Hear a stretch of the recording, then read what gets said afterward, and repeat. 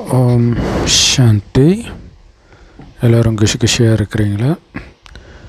28/3/2025 சாக்கார் முரளி பாப்தாதா சொல்கிறாங்க, இனிமையான குழந்தைகளே, உங்களை மாதிரி அதிர்ஷ்டசாலிகள் யாருமே கிடையாது. ஏன்னா பாபாவை நினைக்கிறது மட்டும்தான் உங்களுடைய ஒரே வேலை, கவலை, எல்லாமே. வேறு எந்த கவலையும் கிடையாது. ஆனால் பாருங்கள், இந்த பிரம்மா பாபாவிற்கு நிறைய சிந்தனைகள் செல்கிறதாம். ஸோ அவரோட நம்மளை கம்பேர் பண்ணிக்கிறார். நீங்களாம் ஜாலிப்பா, அழகாக பாபா மட்டும் நினைக்கலாம், எனக்கு எவ்வளோ பிரச்சனை பாருங்கன்றாரு பாபா. கேள்வி: பாபாவிடம் இருக்கக்கூடிய நல்ல குழந்தைகளுடைய அடையாளம் என்ன? ஸோ நல்ல தகுதி வாய்ந்த குழந்தைகள் எப்போவுமே ஒவ்வொருத்தருடைய புத்தி யோகத்தையும் பாபாவோடே இணைச்சிட்டு இருப்பாங்க. பாபா நினைவில் இருக்கிறீங்களா மாதாஜி, பாபா நினைவில் இருக்கிறீங்களா பிரதர் அப்படின்ட்டு திரும்ப திரும்ப பாபா நினைவில் இல்லை கேட்டாலே நமக்கு டக்குன்னு ஒரு மாதிரி குற்ற மனப்பான்மை வந்துடும். டக்குன்னு பாபா நினைக்க ஆரம்பிச்சிடும் இல்லையா? ஸோ அதுதான் தகுதி வாய்ந்த குழந்தையுடைய அடையாளம். அவங்க சேவாதாரிகளாக இருப்பாங்க. அவங்க தானும் நல்ல விதத்திலையும் படித்து மற்றவர்களையும் படிக்க வைப்பாங்க. அப்பாவுடைய மனசில் இடம் பெற்றிருப்பாங்க. அந்த மாதிரி தகுதி வாய்ந்த குழந்தைகளால் மட்டும்தான் பாபாவுக்கு மகிமை. யார் முழுசாக ஒழுங்காக படிக்கிறது இல்லையோ அவங்க என்ன பண்ணிடுறாங்க அப்படின்னா மற்றவங்களையும் கெடுத்துடுறாங்க. இது கூட பாருங்கள், நாடகத்தில் பதிவாகி இருக்குது. கரெக்டு தான். இந்த ஞானம் நல்ல தாரணை ஆகலைன்னா அதெல்லாம் ஒன்றும் இல்லை, தூய்மையாலாம் இருக்கணும்னு அவசியம் இல்லை, வெளில சாப்பிட்டுக்கலாம், ஒன்றும் பிரச்சனை இல்லை. அப்படி தான் அறகுறையாக இருக்கிறதும் இல்லாமல் மற்றவர்களுக்கு எடுப்பாங்க புதுசாக வர குழந்தைங்கள. சரி, சீனியரே சொல்கிறார் கரெக்டாக தான் இருக்கும், அது மாதிரி நிறைய பேர் இருக்கிறாங்க இல்லையா? முரளியில் சொல்கிறத விட சீனியர் சொல்கிறதே பாபா வாக்காக புரிஞ்சுக்குவாங்க. பாடல்: தாய் தந்தையரின் ஆசீர்வாதத்தை எடுத்துக்கொள்ளுங்கள். ஓம் சாந்தி. ஒவ்வொரு வீட்டிலையும் லௌகீகமாகவே 2 பெற்றோர் இருப்பாங்க இல்லையா? அம்மா அப்பா 2 பேர் இருப்பாங்க. அப்புறம் 2-4 குழந்தைகள் இருப்பாங்க. இப்போ 2 குழந்தை, அதுவும் ஒரு குழந்தை ஆயிடுச்சு. ஸோ இவங்க எல்லாருமே கடவுள்கிட்ட அல்லது மற்றவர்கள்கிட்ட ஆசீர்வாதம் கேட்குறாங்க. அது எல்லைக்கு உட்பட்ட விஷயமாக இருக்குது. இங்கே பாருங்கள், இது எல்லைக்கு அப்பாற்பட்ட விஷயமாக இருக்குது. ஆனால் இந்த எல்லைக்கு அப்பாற்பட்ட விஷயத்தை பற்றி குழந்தைகளாகிய உங்களை தவிர யாருக்குமே தெரியாது. நாம் எல்லையற்ற அப்பாவுடைய குழந்தைகள் அப்படிங்கிறத இப்போ நம்ம புரிஞ்சுக்கிட்டோம்.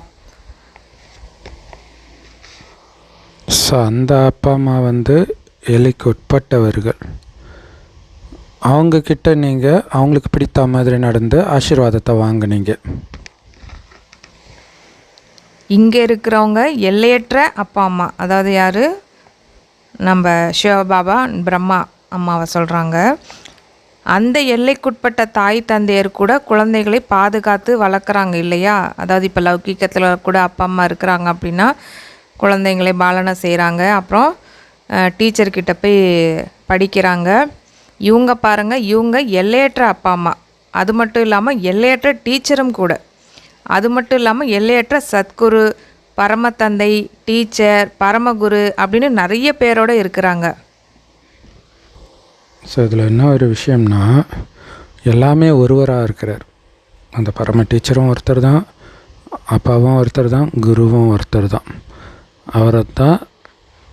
அவர் சத்தியத்தை பேசுகிறார், சத்தியத்தையே போதிக்கிறார். அவர் வாயிலிருந்து வரதெல்லாம் சத்தியம் மட்டுமே இருக்கும்.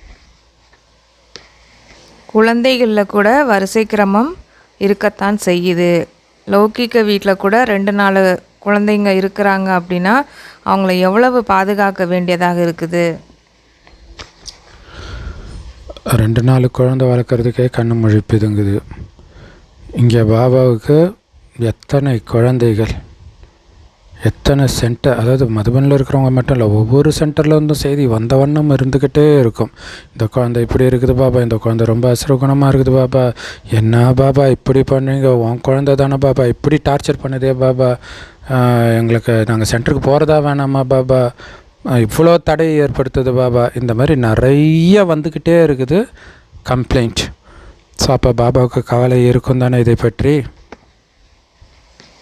ஏன்னா இவர் தான் பிரஜாபிதா. எவ்வளவு அதிகமான குழந்தைகளின் மீது கவனம் இருக்குது.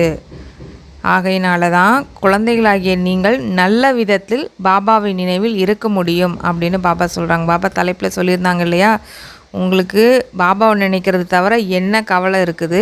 அப்புறம் அடுத்த லைனே பாபா சொல்லியிருந்தாங்க, பிரம்மா பாபாவுக்கு தான் நிறைய சிந்தனை ஓடிக்கிட்டே இருக்குதான். இப்போ அதை பற்றின மீனிங் தான் கொடுக்குறாங்க. 1000 கவலைகள் பிரம்மா பாபாவுக்கு, அவ்வளோ பொறுப்பு இருக்குது இல்லையா. ஆனால் ஒரு கவலை கண்டிப்பாக இருக்குது, நாராயணன் ஆகணுன்றது உங்களை மாதிரி அவருக்கும் இருக்குது. இது இல்லாமல் கூடுதலாக 1000 கவலைகளும் பிரம்மா பாபாவுக்கு இருக்குது. பாருங்கள், எவ்வளவு அதிகமான குழந்தைகளை பராமரிக்க வேண்டியதாக இருக்குது. மாயாவும் ஒன்றும் சும்மா கிடையாது இல்லையா, மிகப்பெரிய எதிரி. ஸோ ஒரு சிலரை ரொம்ப தோல் உரிக்குது, அப்படியே அந்த அளவுக்கு டார்ச்சர் பண்ணுது. மூக்கை பிடிச்சி, ஒரு சிலரை கழுத்தை பிடிச்சி விகார குணங்களை வெளிப்படுத்த வைக்கிது. இவ்வளவு பேரை பற்றியும் சிந்திக்க வேண்டியதாக இருக்குது. இவங்கள மாற்றணுமே, இவங்கள உயர்த்தணுமே அப்படின்ட்டு அப்பாவுக்கு கவலையாக இருக்குதான். பெரிய விஷயம் இல்லை. நிறைய பேருக்கு குடும்பத்தில் பிரச்சனை வருது, பொண்டாட்டி சரியில்லை, கணவன் சரியில்லை, குழந்தை சரியில்லை. இதை நம்ம யார்கிட்ட சொல்கிறோம்? இருக்கிறதுலே அதிக பிரச்சனை உள்ள பிரம்மா பாபா கிட்ட சொல்கிறோம். இது இல்லாமல் அவர் பாபா நினைவுலையும் இருக்கணும். நீங்கள் எல்லையற்ற தந்தையுடைய குழந்தைகளாவீங்க. நாம் ஏன் பாபாவோட ஸ்ரீமத் படி நடந்து முழுமையான ஆஸ்தியை எடுக்கக்கூடாது அப்படின்னு எல்லாரும் யோசிக்கணும்.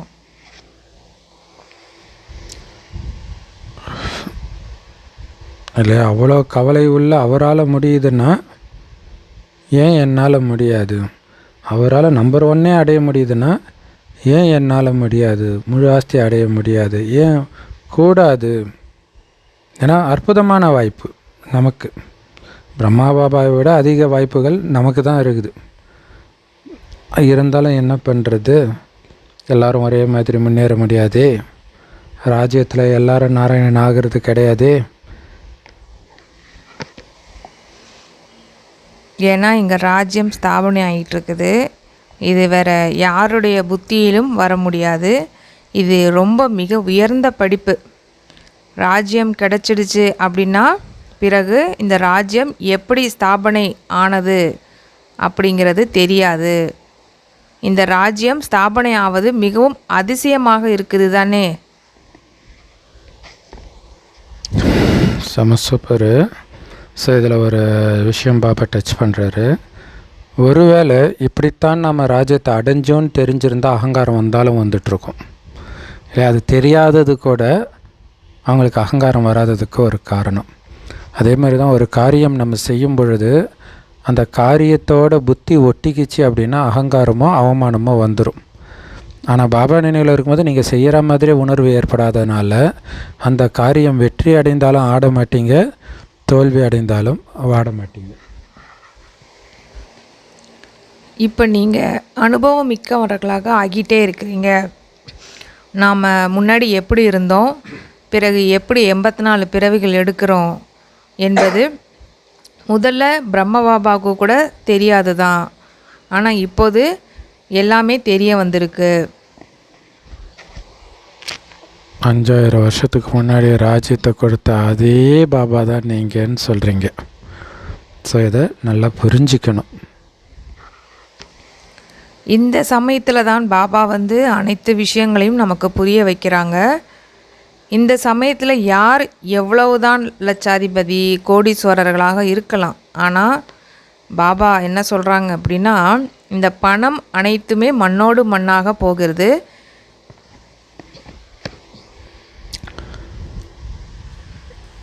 ஸோ மண்ணோட மண்ணாக போகுதுன்னு கன்ஃபார்மாக தெரியும். ஏன் அது பின்னாடி போயிட்டு இருக்கிறீங்க? நேரம் கம்மியாக இருக்குது. அழியக்கூடியதை சேர்க்கிற ஞானம் கிடைத்த பிறகும், அழிய போகுதுன்னு ஞானம் கிடைத்த பிறகும் அழியக்கூடிய பணத்தின் பின்னாடியே போயிட்டு இருக்கிறவங்கள விட மிகப்பெரிய முட்டாள் யாரும் கிடையாது. ஏன்னா நேரம் கம்மியாக இருக்குது. இந்த பிறவிக்கு ஆசைப்பட்டு 5000 வருஷத்தை இழந்துடாதீங்க. உலகத்தில் என்னென்ன நடந்துட்டுருக்குது அப்படிங்கிறத நீங்கள் ரேடியோ, நாளேடு அதன் மூலமாக நீங்கள் கேட்குறீங்க தானே. நாளுக்கு நாள் பாருங்கள் சண்டை அதிகரித்து கொண்டே போகுது. நூல் பாருங்கள் சிக்கலாகிக்கிட்டே இருக்குது. அனைவரும் தங்களுக்குள் சண்டை போட்டுக்கிட்டே இருக்கிறாங்க, அப்புறம் இறக்கவும் செய்கிறாங்க. அப்படி ஏற்பாடுகள் இப்போ நடந்துக்கிட்டு இருக்குது.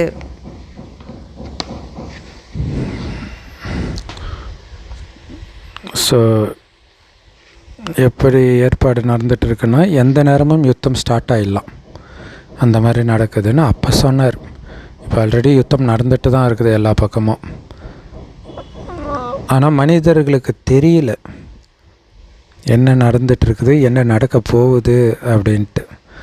ஆனால் ட்ரம்ப் சொன்னார் உக்ரைன் அதிபர்கிட்ட, 3ஆம் உலக போரோடு நீ விளையாண்டுட்டு இருக்கிற, நீ இப்படி பண்ணிட்டு இருந்தனா அது உலக போராக மாறும். அவர் ஏன் அதை கவலைப்பட போகிறார்? அவர் நாடு போனது தான் அவருக்கு பெருசாக தெரியும் இல்லையா? ஸோ அவர் தெளிவாக சொல்கிறாரு, அழிவை நோக்கி வருதுன்றதை ஓரளவுக்கு கணிக்கிறாங்க. ஆனால் அழிவுக்கு பிறகு சொர்க்கம் வருது அப்படிங்கிறது நமக்கு மட்டுமே தெரியும், உலகத்தில் யாருக்குமே தெரியாது.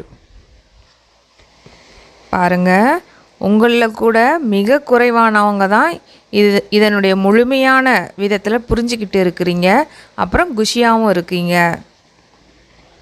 சொர்க்கம் வரப்போகுதுன்னு தெரிஞ்சால் கண்டிப்பாக சந்தோஷமாக தான் இருப்போம். இது தெரியாதனால தான் அவங்க துக்கமாக இருக்கிறாங்க. அது மட்டும் இல்லாமல் இந்த உலகத்தில் நாம் இன்னும் கொஞ்ச நாட்கள் தான் இருக்க போகிறோம். இப்போது நாம் கர்மாதி நிலைக்கு செல்ல வேண்டும். ஒவ்வொருவரும் தங்களுக்காக முயற்சி செய்ய வேண்டும். நீங்கள் தங்களுக்காக முயற்சி செய்கிறீர்கள். யார் எந்த அளவிற்கு செய்வார்களோ அந்த அளவிற்கு பலனையும் அடைவார்கள். ஸோ இது ரொம்ப முக்கியமான விஷயம் இல்லையா? இப்போ இன்னும் கொஞ்ச நேரம் தான் இங்கே இருக்க போகிறோன்னு தெரிந்தால் உக்ரைன் அதிபர் சண்டை போடுவாரா? பாலஸ்தீன் எங்களுக்கு வேணும்னு அவங்க சண்டை போடுவாங்களா?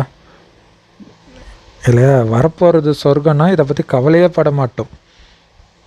நம்மளுடைய கவலையெல்லாம் கர்மாதித்த நிலை அடையிறத பற்றி தான் இருக்கும். அதுக்கே இப்போ டைம் கிடையாது. அதை விட்டுட்டு போய் அழியக்கூடிய பொருளுக்காக எதுக்காகவாவது சண்டை போட்டுட்டு இருப்பாங்களா? ஸோ அதனால் நமக்கு இது தெரியுது, நாம் தான் முயற்சி பண்ணணும், சண்டை போட்டு நேரத்தை வீணாக்கக்கூடாது அப்படின்னு நம்ம தெரிஞ்சுக்கிட்டோம். ஆனாலும் நீங்கள் அதாவது சொர்க்கம், அதாவது இப்போ பாலஸ்தீன் பலகீனமாக இருக்குதான், அதனால் சுற்றி இருக்கிற நாடுகள், குறிப்பாக ஈரானில் இருக்கிற தீவிரவாத இயக்கம்லாம் அவங்களுக்காக சண்டை போடுறேன்ட்டு கடைசியில் பாலஸ்தீன மக்கள் அழிஞ்சதும் மிச்சம் இல்லையா? ஆனால் இங்கே சொர்க்கத்துக்கு போகிறதுக்கு நீங்கள் தான் உழைக்கணும். உங்களுக்காக பக்கத்து நாட்டுக்காரங்களோ அல்லது உங்கள் அப்பா அம்மாவோ கணவன் மனைவியோ குழந்தையோ உழைக்க முடியாது. நீங்கள் என்ன செய்கிறீங்களோ அதுக்கான பலன் என்ன நினச்சிட்டு இருக்கணும், வேறு ஒன்றும் கிடையாது. அந்த நினைவுக்கு தடையாக இருக்கிறது எல்லாமே அசுர குணங்கள் தான். ஸோ நினைவிலே இருந்து அந்த தடை, அதாவது நினைவை கட்டாக விடமாட்டேன், அவரை பார்த்துக்கிட்டே இருப்பேன் மனக்கண்ணால், அந்த ஜோதி அணைய விடமாட்டேன் அப்படின்னு நீங்கள் நினச்சிட்டு இருந்தாலே அசுர குணம் வராது, ஜெயிச்சிடுவோம். ஸோ இதுதான் முயற்சி, இதற்கேற்ற பலன்தான் கிடைக்கும். அதனால தான் பாபா சொல்கிறாங்க, தங்களுடைய முயற்சியும் செய்யணும், அப்புறம் பிறரையும் முயற்சி செய்ய வைக்க வேண்டும், அப்புறம் வழியையும் சொல்லணும். இந்த பழைய உலகம் அழிய வேண்டும். இப்போது பாபா புதிய உலகத்தை ஸ்தாபனை செய்யறதுக்காக வந்திருக்கிறாரு. எனவே இந்த விநாசத்திற்கு முன்பாகவே நீங்கள் புதிய உலகத்திற்கான படிப்பை படிச்சுக்கோங்க. இது பகவானுடைய மகா வாக்கியம். நான் உங்களுக்கு ராஜயோகம் கற்றுக் கொடுக்கின்றேன் செல்ல குழந்தைகளே. ஸோ நீங்கள் நிறைய பக்தி பண்ணிட்டீங்க, இருந்தாலும் ராவண ராஜ்யத்திலே தானே இருந்தீங்க. பக்தி பண்ணதுனால ராவண ராஜ்யத்துலேருந்து தப்பிச்சிட்டிங்களா என்ன? அரை கல்பம் ராவண ராஜ்யத்தில் தான் சிக்கிட்டு இருந்தீங்க. யாரை ராமன் அப்படின்னு சொல்லப்படுது அப்படிங்கிறது கூட யாருக்கும் தெரியறதில்ல. ராமன் அப்படின்னா திரேதாயுகத்தில் வர ராமரை தான் நினச்சிக்கிறாங்க. ராமராஜ்யம் எப்படி ஸ்தாபனை ஆனது அப்படிங்கிறது எல்லாமே பிராமணர்களாகிய உங்களுக்கு தான் தெரிய வருது. உங்களிலும் கூட ஒன்றுமே தெரியாதவர்களும் இருக்கிறாங்க. யார் அனைவருடைய புத்தியின் தொடர்பையும் ஒரு பாபாவோட இணைக்கிறாங்களோ அவர்கள்தான் பாபாவுடைய நல்ல குழந்தைகளாக இருக்கிறாங்க. இது செம பாயிண்ட். தன் பக்கம் திருப்பிக்காமல் பாபாவின் பக்கமே திருப்புறது. அடுத்தது பாபாவை நினைக்கணும் நினைக்கணும் நினைக்கணும் ஞாபகப்படுத்துறது. அவருடைய மகிமையை சொல்லிக்கிட்டே இருக்கிறது. அவங்க தான் தகுதி வாய்ந்த குழந்தைங்க, சேவாதாரி குழந்தைங்க. அவங்க தான் நல்ல சேவை செய்து நல்லா படித்து பாபாவுடைய இதய சிம்மாசனத்திலையும் உட்காருவாங்க. இன்னும் சில தகுதி அற்றவர்களாகவும் இருக்கிறாங்க. அவங்க என்ன பண்ணுறாங்க அப்படின்னா சேவைக்கு பதிலாக சேவைக்கு பங்கம் விளைவிக்கிறாங்க. Super point. எப்படி பங்கம் விளைவிக்கிறாங்க? பாபா கிட்ட இருந்து புத்தியை வேற எங்கேயோ இட்டுட்டு போயிடுறாங்க. பாரு, அந்த சிஸ்டர் இப்படி இருக்கிறாங்க, இந்த பிரதர் இப்படி இருக்கிறாங்க. அப்போ பிரச்சனையின் பக்கம் போயிடுது, பாபா கிட்ட போக மாட்டேங்குது. இது கூட பாருங்க நாடகத்தில் பதிவாகி இருக்குது. நாடகப்படி இது ஏற்கனவே நிச்சயிக்கப்பட்டது. யார் முழுசாக படிக்கலையோ அவங்க என்ன செய்வாங்க? மற்றவர்களையும் கெடுத்து தானே விடுவாங்க. இப்போ நம்ம ஸ்கூல்லையே பார்க்குறோம் அப்படின்னா ஒரு பையன் ஒழுங்காக படிக்கலாம், அவன் சும்மாவே இருக்க மாட்டான். அந்த பையனை கிள்ளுவான், இந்த பையனை அடிப்பான், உதைப்பான், அங்கிட்டு ஓடுவான் இங்கிட்டு ஓடுவான், படிக்கிறவனையும் படிக்க விடாமல் ஆக்கிடுவான். அந்த மாதிரி தான் இங்கே பாபாவும் சொல்கிறாங்க. ஸோ அதனால தான் பாபா சொல்கிறார், ஸ்கூலில் வரிசைக்கிரமமாக உட்காருவாங்க, நல்லா படிக்கிற பசங்க முன்னாடியும் மற்றவங்க பின்னாடியும். ஆனால் இங்கே அப்படி உட்கார வைக்க முடியாதுன்னு பாபா சொல்லுவார். எனக்கும் புரியல ஏன் அப்படி சொல்கிறாருன்ட்டு. நீங்களாக புரிஞ்சுக்கிட்டு விலகிருங்கன்னு இன்டைரக்டாக சொல்கிறார். அதான் இஷாரா, டைரெக்டாக சொல்ல மாட்டார். மனசு கஷ்டப்படும்ல. ஐயோ, லவ் யூ பாபா.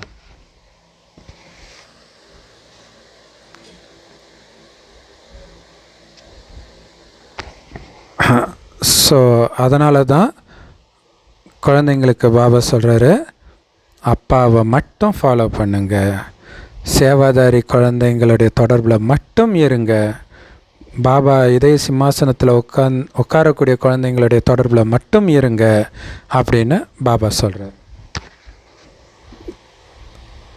ஸோ நீங்கள் கேட்கலாம், பாபா நான் யாருடைய தொடர்பில் இருக்கிறது? அப்புறம் பாபாட்ட கேட்கலாம், யாரோட சேர்ந்து நாங்கள் உட்காரது பாபா அப்படின்னு நீங்கள் எங்ககிட்ட கேட்கலாம். பாபா உடனே சொல்லிடுவார், இவரோட சேர்க்கை மிகவும் நன்றாக இருக்கும் குழந்தை, அதனால் இவங்க கூட சேர்ந்துருங்க அப்படின்னு சொல்லிடுவாராம். ஆனால் மனிதர்கள் எப்படிப்பட்ட தொடர்பில் இருக்கிறாங்க அப்படின்னா தவறான நிறம் பூசப்பட்டவர்களாக மாறிடுறாங்க இல்லையா? நல்ல நிறம் பாபாவுடைய கலர் வர்றதுக்கு பதிலாக சாத்தானுடைய கலர் அள்ளி தெளிச்சிடுறாங்க. நல்ல சேர்க்கை உயர்த்தும், தீய சகவாசம் விழ வைத்து விடும் அப்படின்னு பாடவும் செஞ்சுருக்காங்க இல்லையா? ஸோ பாபா சொல்கிறாங்க, கெட்ட சகவாசம் உங்களை பிடிச்சி இழுக்குது அப்படின்னா முற்றிலும் அழிஞ்சிடுவீங்க. செம சூப்பரில். Love you Baba.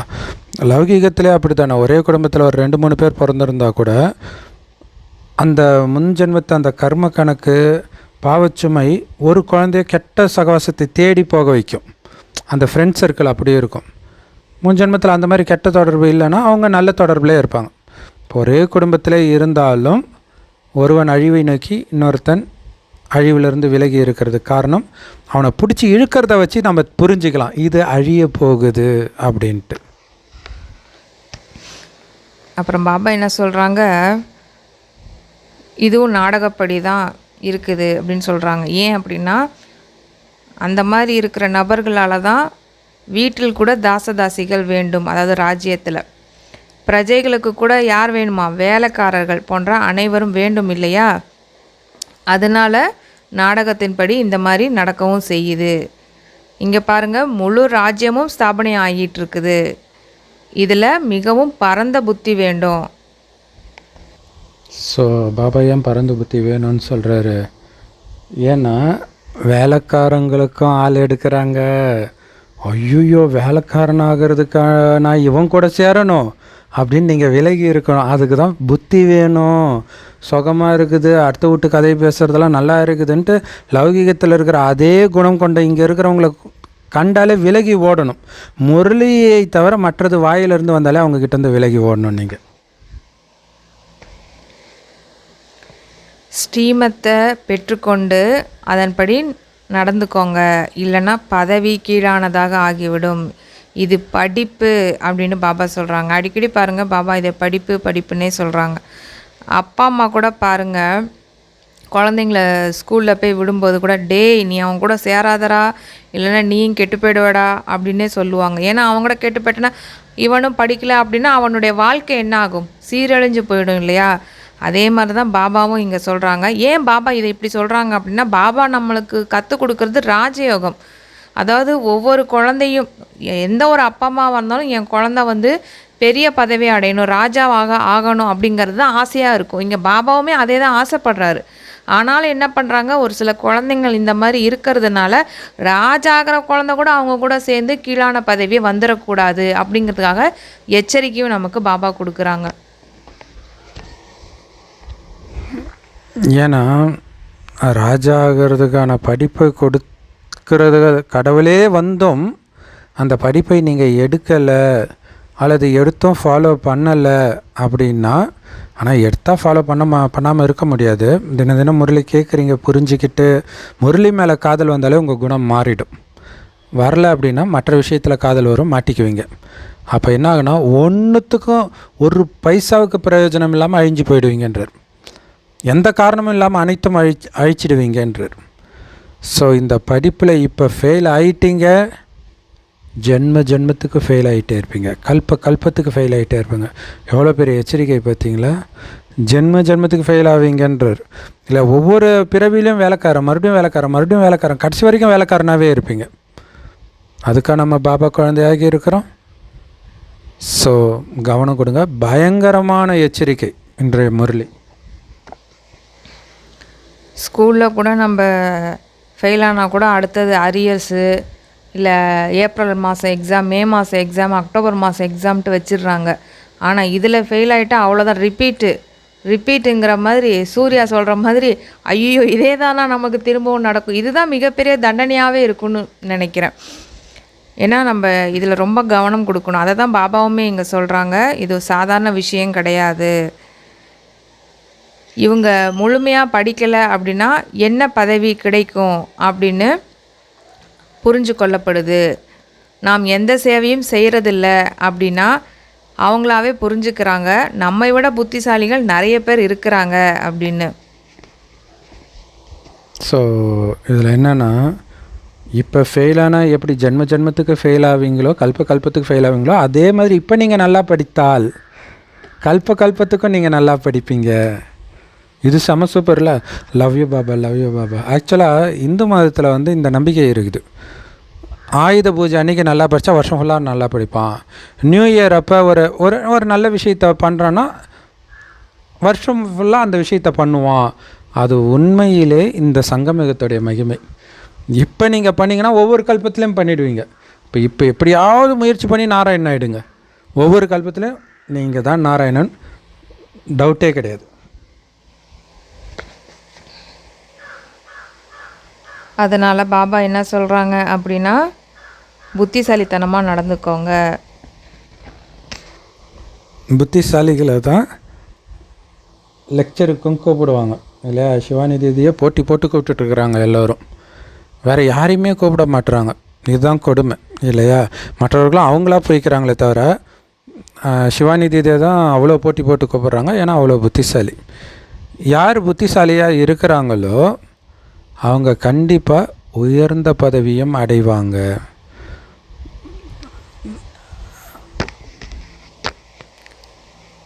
நான் அந்த அளவுக்கு சேவை செய்யலை அப்படின்னா உயர்ந்த பதவியும் அடைய முடியாது.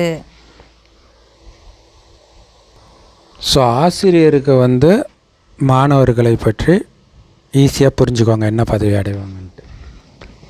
சாதாரணமாகவே லௌகிக்கத்தில் கூட ஒரு ஆசிரியர் இருக்காங்க அப்படின்னா அந்த மாணவருடைய குறிப்பேடு இருக்கும். இப்போ நம்ம அந்த எக்ஸாம்லாம் வைக்கிறாங்க அப்படின்னா ரிஜிஸ்டர் இருக்கும், அந்த மார்க்ஸ்லாம் இருக்கும் இல்லையா, அவங்க எப்படி படிக்கிறாங்க, அவங்களோட நடத்தை எப்படி இருக்குது அப்படின்னு எல்லாமே அவங்களுக்கு தெரியும் இல்லையா. அது மாதிரி பாபா என்ன சொல்கிறாங்க, என்கிட்டே அந்த மாதிரி ஒன்று இருக்குது அப்படின்னு சொல்கிறாரு. ஸோ அதனால தான் சார்ட் வைக்க சொல்கிறது.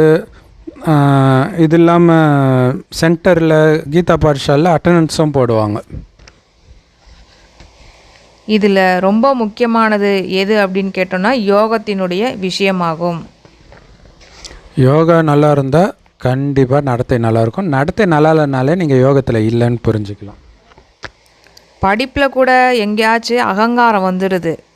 இதில் நினைவினுடைய மறைமுகமான உழைப்பு ரொம்ப தேவைப்படுது அப்படின்னு பாபா சொல்கிறாங்க. Super love you Baba. Correct தான்.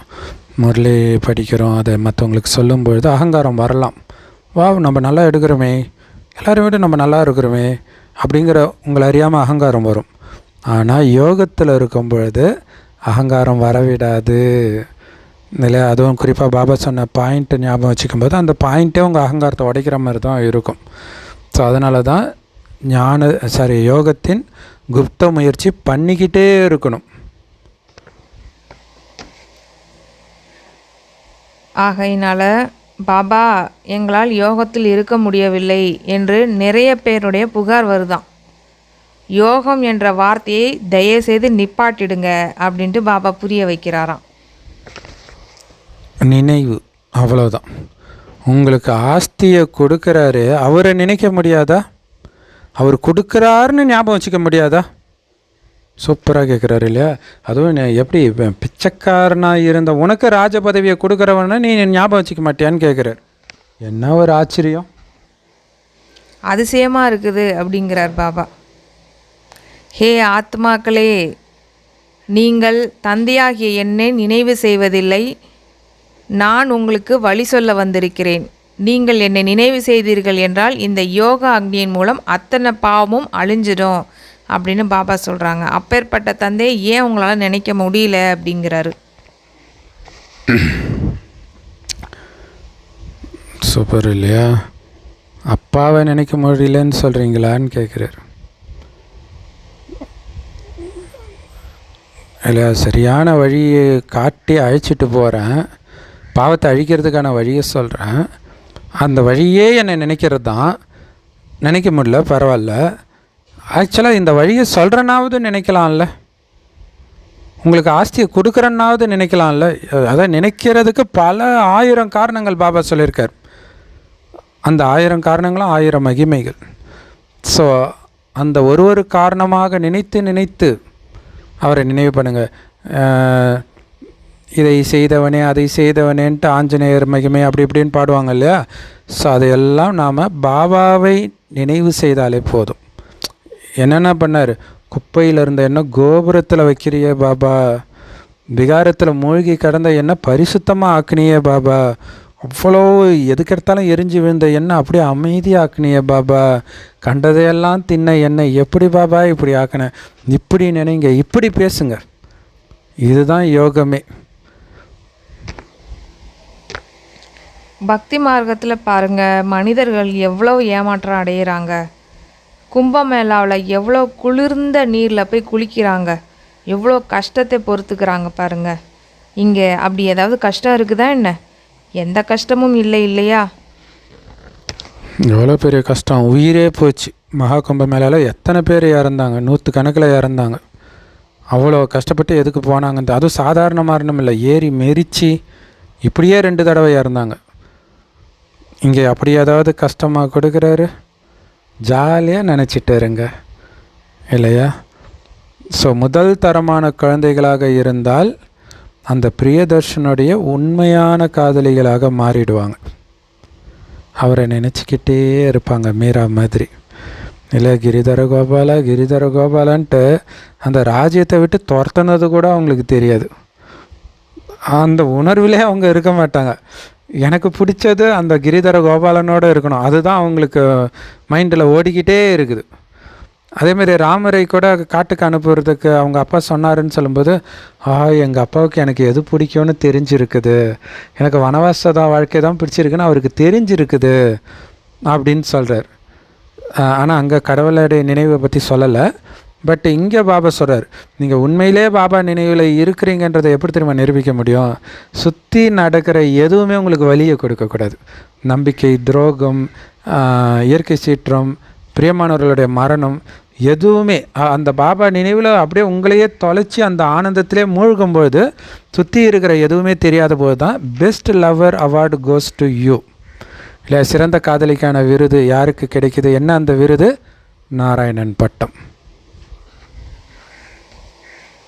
அவங்க இன்னும் கூட எப்படி இருப்பாங்க அப்படின்னா, எங்கேயாவது வாக்கிங் போகிறாங்க அப்படின்னா தனிமையில் தோட்டத்திலலாம் உட்காந்து நினைவு செய்வாங்களாம். அவங்க இந்த மாதிரி மற்றவங்கள பற்றி பேசுகிறது, புறங்கூறுறது, வீணான பேச்சுக்களில் வந்து ஈடுபடுறது, அந்த மாதிரி வாயு மண்டலத்தை கெடுக்கிற மாதிரி பேச்செல்லாம் பேச மாட்டாங்க. செம பாயிண்ட் இல்லை இது. டைம் கிடைக்கும் போதெல்லாம் தனியாக உட்காந்துட்டு, இப்போ ஒரு பொண்ணு காலேஜில் டூர் போகுது, ஃப்ரெண்ட்ஸோடு போயிட்டுருக்குன்னா டக்குன்னு தனியாக போயிட்டு லவரோட பேசிகிட்டு இருக்கும். அது மாதிரி நம்ம லவர் பாபா. ஆனால் அந்த பொண்ணு லவரோட பேசும்போது அங்கே இருக்கிற வாயுமண்டலத்தை விகாரமாக மாற்றி விட்டுரும். ஆனால் நம்ம லவர் பாபாவோட பேச பேச அந்த வாயு மண்டலமே சதோபிரதானமாக மாறும். அதனால் வீண் விஷயத்தை பேசி வாயுமண்டலத்தை கெடுக்க மாட்டோம். பாபா கிட்ட பேசி வாயுமண்டலத்தை தெய்வீகமாக மாற்றுவோம். நேரம் கிடைக்கும் போதெல்லாம் பாபாவை நினைவு பண்ணிக்கிட்டே இருப்போம். ஸோ அப்படிப்பட்டவர்கள் தான் முதல் தரமான குழந்தைங்களுடைய அடையாளத்தை சொல்கிறார். இதெல்லாம் அந்த மாதிரியான பிரியதர்ஷனுடைய பிரியதர்ஷினியாக ஆகுங்க அப்படிங்கிறாரு. மற்றபடி எந்த தேகதாரி ஃபோட்டோவும் நீங்கள் வச்சுருக்கக்கூடாது. ஸோ இதோடைய நினைவு தான் முஸ்லீம்கள் சிலை வைக்கக்கூடாது. சிலை வைக்கக்கூடாதுடைய அர்த்தம் என்னென்னா மனிதர்களை நினைக்கக்கூடாதுன்றது. ஆனால் அது அவங்களுக்கு தெரியல. வணங்குறதுக்கு சிலை இருக்கக்கூடாது அப்படின்னு புரிஞ்சுக்கிட்டாங்க. ஒரு சிவபாபாவுடைய ஃபோட்டோ மட்டும்தான் இருக்கணும். அவரைத்தானே நீங்கள் நினைக்கணும். அப்போ அவருடைய ஃபோட்டோ மட்டும்தானே இருக்கணும். சிருஷ்டி சக்கரத்தையும் நினைவு செஞ்சுக்கிட்டே இருந்தீங்க அப்படின்னா முதல் தரமான லிஸ்ட்டில் வந்துடுவீங்க. அது மட்டும் இல்லாமல் திருமூர்த்தி படமும் இருக்குது, சிருஷ்டி சக்கரம் படமும் இருக்குது. அதையும் நீங்கள் வச்சுக்கலாம். இதில் முழு ஞானத்தினுடைய ரகசியமும் இருக்குது. இது செம சூப்பர் இல்லையா? எதை நினைக்கணுமோ அந்த ஃபோட்டோ தான் வச்சுருக்கணும். சக்கரத்தை சுற்றணுமா, சக்கரம் ஃபோட்டோ வச்சுக்கோங்க. சிருஷ்டி மரத்தை பற்றி நினைக்கணுமா, அதை வச்சுக்கோங்க. திருமூர்த்தியை பற்றி நினைக்கணுமா, அந்த ஃபோட்டோ வைங்க. ஏன்னா இது எல்லாத்துலேயும் பாபா ஞானம் இருக்குது. ஸோ இந்த ஞானத்தை சுற்றிக்கிட்டே இருக்கிறது தான் ஸ்வதஷ்ண சக்கரதாரின்னு சொல்கிறது. எவ்வளோ அர்த்தமுள்ள டைட்டில் உங்களுக்கு கொடுக்கப்பட்டிருக்குது, ஸ்வதஷ்ண சக்கரதாரின்ட்டு. அது கிருஷ்ணருடைய டைட்டில் கிடையாது, உங்களுடைய டைட்டில் தான். புதுசாக யாராவது இந்த பேரை கேட்டாங்க அப்படின்னா அவங்களால புரிஞ்சிக்க முடியாது. இதை நீங்கள் தான் புரிஞ்சுக்கிட்டு இருக்கிறீங்க. ஆமாம், நீங்கள் தான் ஸ்வதஷ்ண சக்கரதாரி அப்படின்ட்டு பாபா முரளியில் சொல்கிறத புதுசாக ஒரு குழந்தை கேட்டுச்சுன்னா, என்ன இது கிருஷ்ணர் பேரை தூக்கி இங்கே சொல்கிறாங்க அப்படின்னு பயந்துருவாங்க, எல்லாம் குழம்பிடுவாங்க. ஸோ உங்களில் சில குழந்தைங்க ரொம்ப அற்புதமாக பாபாவை நினைக்கிறீங்க. சில குழந்தைங்க தான், மற்றவர்கள் யாரும் பாபாவை நினைக்கிறதே கிடையாது. அப்படிப்பட்டவர்கள் நிறைய பேர் இருக்கிறாங்க. பாருங்கள், பாபாவை நல்லா நினைக்கிற குழந்தைங்க ரொம்ப ரொம்ப கம்மி. சுத்தமாக நினைக்காதவங்க தான் ரொம்ப ரொம்ப அதிகன்றார். ஸோ இதனால் தன்னையும் கெடுத்துக்கிறாங்க, தன்னுடைய அனைத்தையும் அழிச்சிடுறாங்கன்றார். ஆத்மாவுக்கு தேவையான உணவையே கெடுத்துக்கிறாங்க. ஏன்னா பாபாவை நினைக்கிறது மூலமாக தான் ஆத்மாவுக்கு அந்த சக்தி கிடைக்கிது. இப்போ எப்படி உடலுக்கு உணவு மூலமாக சக்தி கிடைக்கிது இல்லையா, அந்த மாதிரி ஆத்மாவுடைய உணவு அப்பாவோட நினைவு தான். ஆனால் அதையே அவங்க எடுத்துக்க மாட்டேங்கிறாங்க. அப்படின்னா இது என்னவென்று சொல்வது? படிப்பு மிகவும் சகஜம்தான். அமைதியின் மூலம் நீங்கள் பார்த்திங்கன்னா அறிவியலின் மீதே வெற்றி அடைய வேண்டும் அப்படின்னு அப்பா சொல்கிறாங்க. சயின்ஸ், சைலன்ஸ் ரெண்டுமே எஸ்ஸில் தான் ஆரம்பிக்குது. ரெண்டுமே ரொம்ப அப்படியே ஒரு மாதிரி ஒரே மாதிரி ரைமிங்கில் இருக்குது. மிலிட்ரியில் 3 நிமிஷம் சைலன்ஸில் இருக்க வைப்பாங்களாம். அது ஏன்னு தெரியல. அப்போ என்ன அர்த்தம்? எல்லா மனிதருக்கும் அமைதி வேண்டும் அப்படின்ட்டு எல்லாரும் நினைக்கிறாங்க. அதனால தான் அங்கே மிலிட்ரியில் கூட 3 நிமிஷம் அமைதியில் இருக்க வைக்கிறாங்க. ஸோ மிலிட்ரியில் இருக்கிற சகோதரர்கள்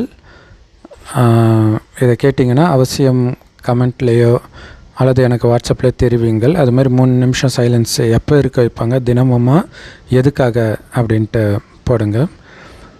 மனிதர்கள் அமைதியை விரும்புகிறாங்க.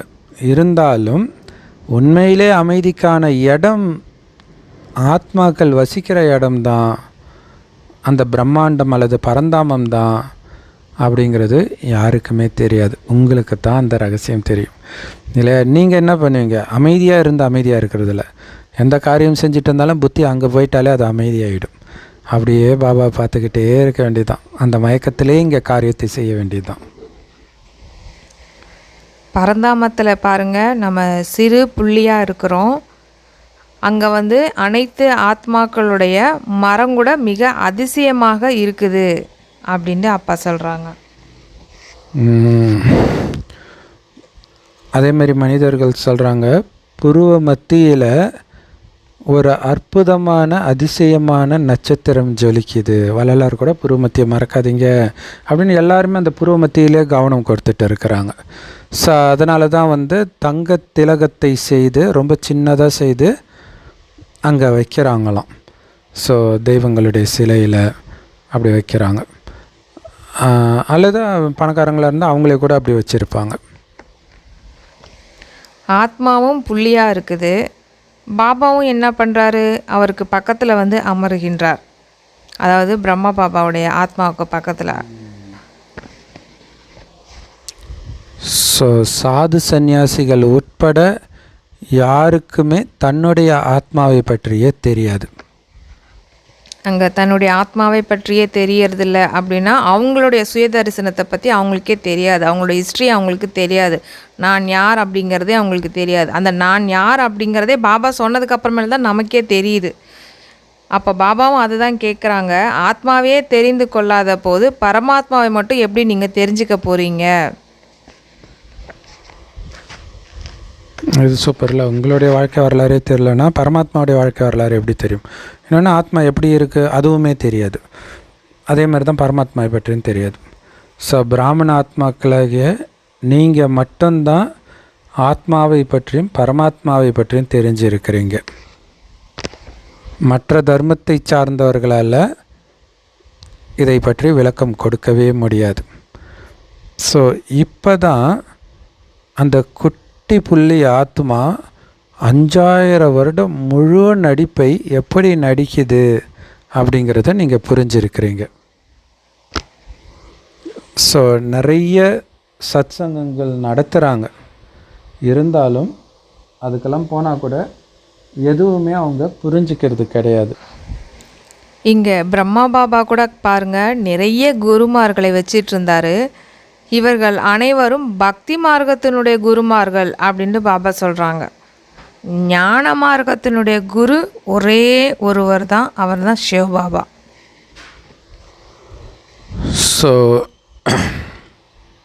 ஒற்றை கிரீடம் அணிந்த துவாபரயுகத்து கலியுகத்து ராஜாக்கள் இரட்டை கிரீடம் அணிந்த சத்யுக ராஜாக்கள் முன்னாடி போய், அதாவது அவங்களுடைய கோயில் ஜடச்சிலைக்கு முன்னாடி போய் தலை வணங்குறாங்க. ஏன் வணங்குறாங்க? ஏன்னா அவங்க தூய்மையானவங்க. அந்த தூய்மையான ராஜாக்களுடைய கோயில்கள் தான் இன்னை வரைக்கும் இங்கே இருந்துக்கிட்டு இருக்கு. ஸோ அழுக்கானவர்கள் அந்த தூய்மையான ராஜாக்கள் முன்னாடி போய் தலை வணங்கிட்டு இருக்கிறாங்க. ஸோ தலை வணங்குற நிலையில் நாம் இருக்கிறனாலே நம்ம அழுக்காக இருக்கிறோன்னு புரிஞ்சுக்கலாம். யாரை பார்த்து வணங்குறோமோ அவங்க நம்மை விட தூய்மையாக இருக்கிறாங்கன்னு புரிஞ்சுக்கலாம். ஆனால் பாபா சொல்கிறாரு, இனி யாருக்கும் நீ தலை வணங்க தேவையில்லை, ஏன்னா எல்லாம் கீழே இருக்கிறாங்க, நீ அவர்களை விட உயர்ந்தவராக ஆகிட்டு இருக்கிற, அதனால தான் தலை வணங்க வேண்டிய அவசியம் கிடையாது அப்படின்னு பாபா சொல்கிறார். ஆனால் அவங்களுக்கு பக்தர்களுக்கு யார் முன்னாடி தலை வணங்குறோன்னு தெரியாது, ஏன் தலை வணங்குறோன்னு தெரியாது, அவங்க யார், யாருக்கு இவங்க தலைவணங்குறாங்களோ அந்த தேவதைகள் யாருன்னும் அவங்களுக்கு தெரியாது. இங்கே பாருங்க, சோம்நாத் கோயிலையும் கட்டுனாங்க, பூஜை என்னவோ செஞ்சுட்டு தான் இருக்கிறாங்க. ஆனால் புள்ளிக்கு எவ்வாறு பூஜை செய்வது? புள்ளிக்கு எப்படி கோயில் கட்ட முடியும்? இவை எல்லாமே ஆழமான விஷயங்கள். இதை பற்றின விஷயங்களெல்லாம் கீதை போன்றவற்றில் கூட இதை பற்றி சொல்லலை. ஸோ ஆக்சுவலாக புள்ளி வந்து ஆத்மா அந்தரத்தில் தொங்கிட்டு இருக்கிற மாதிரி இருக்கும். புருவம் எங்கேயுமே ஒட்டாது புருவமத்தியில். அந்த மாதிரி தான் பரந்தாமத்துலேயும் இருக்கும், ஆத்மாவும் சரி பரமாத்மாவும் சரி. சுவாமிநாதர் ஆலயத்தில் லிங்கம் அப்படி தான் இருக்குமா, அந்தரத்தில் தொங்கிட்டு இருக்கிற மாதிரி தான் இருக்குமா ஆரம்பத்தில்.